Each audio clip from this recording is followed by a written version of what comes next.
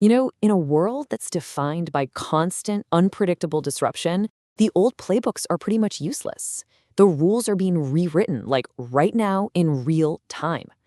So, how do you thrive when the ground is constantly shifting underneath you? Let's get into it. Okay, we have to start with the elephant in the room artificial intelligence. And this isn't some sci fi movie scenario. Sam Altman, the CEO of OpenAI, he laid the stakes bare with this just staggering prediction. A change of this magnitude is something we've never seen before, and it is forcing all of us to rethink what work even means. For decades, we all kind of assumed that automation was a threat to manual labor, right? To factory jobs. But the data? The data is telling a completely different story. It looks like generative AI is set to impact up to 30% of white-collar tasks, while less than 1% of blue-collar jobs are seen as fully automatable. I mean, that's a complete flip of what everyone expected. So let's get a little more specific here. In the legal world, AI tools are already analyzing massive documents with scary accuracy. In software, routine coding is being automated away. And in media, AI is cranking out copywriting. And these aren't just entry-level jobs we're talking about. These are skilled professions that are being fundamentally reshaped as we speak. This quote from Mark Zuckerberg really just highlights the incredible speed of this change. He isn't talking about 10 years from now, he's talking about this year. Now, the goal isn't just to replace people, but to augment them, to free up human engineers to focus on the really creative stuff by automating all the routine work. But let's be honest, that transition can be incredibly painful and disorienting. So on the flip side, a lot of blue-collar jobs are turning out to be surprisingly resilient. And why is that? Well, it's because they rely on things that are uniquely human. Complex manual skills, empathy, direct person-to-person interaction.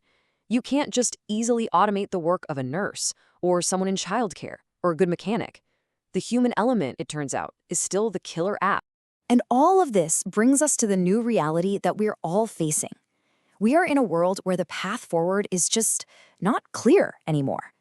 So how do you even begin to plan a career or build a life when the entire landscape can change so dramatically, so quickly? To find an answer, let's look at someone who was an absolute master of navigating disruption, Steve Jobs. His philosophy gives us a really powerful way to think about an uncertain future, and it starts with his first rule. You have to learn how to connect the dots. This was really the core of his whole philosophy. It's all about trusting the process, even when you have no idea where you're going. It's about having faith in your own curiosity, in your own intuition. And here's the perfect story of this philosophy in action. After dropping out of Reed College, Jobs had no clear plan. He wasn't taking classes to get a degree or land a job.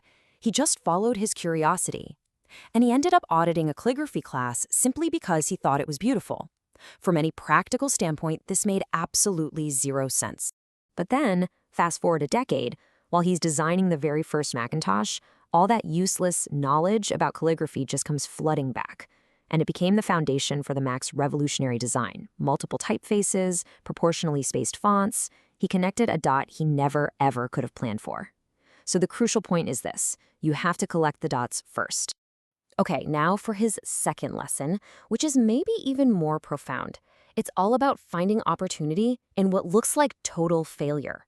It's about what happens when everything seems to fall apart. I mean, his career was a complete roller coaster. After co-founding Apple, he was publicly fired at the age of 30. And this wasn't just losing a job, it was a humiliation on a global scale. This is how he described it. The focus of his entire adult life was just gone. He felt like he had let everyone down, and by any normal measure, his career was totally in ruins. But then, his whole perspective started to shift. What an incredible thing to say, right? How could a devastating failure possibly be the best thing? Well, it's because the enormous weight of success was suddenly lifted off his shoulders. It gave him the freedom to be a beginner again. In that period of so-called failure, he actually entered his most creative phase ever. He founded Next, and he acquired Pixar. And the technology that was developed at Next, that became the very heart of Apple's huge comeback when he returned. So the failure wasn't the end of the story, it was the catalyst for his greatest successes. So this mindset, finding opportunity and failure, trusting the process, it isn't just a guide for individuals.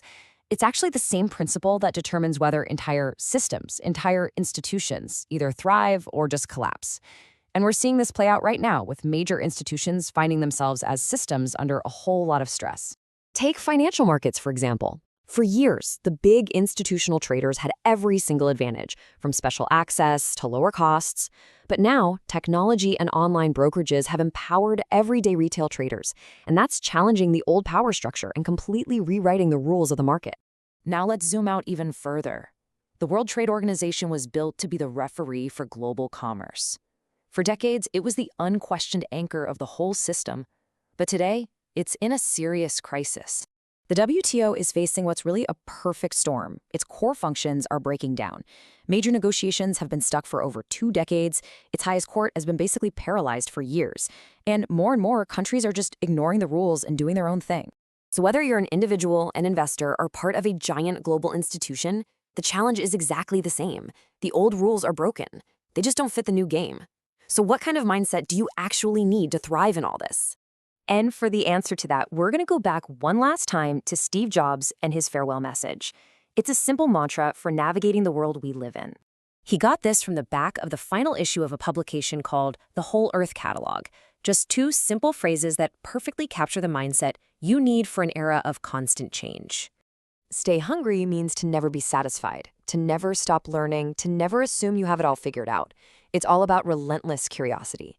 And stay foolish, that means embracing being the beginner, trusting your gut over conventional wisdom, and having the courage to take a calligraphy class just because it feels right. In the end, this is really the one rule that replaces all the others. In a world of nonstop disruption, the only reliable compass you have is your own intuition, your own passion. Like Jobs said, your time is limited, so don't waste it living someone else's life. So the only question left is, what are you going to do with yours?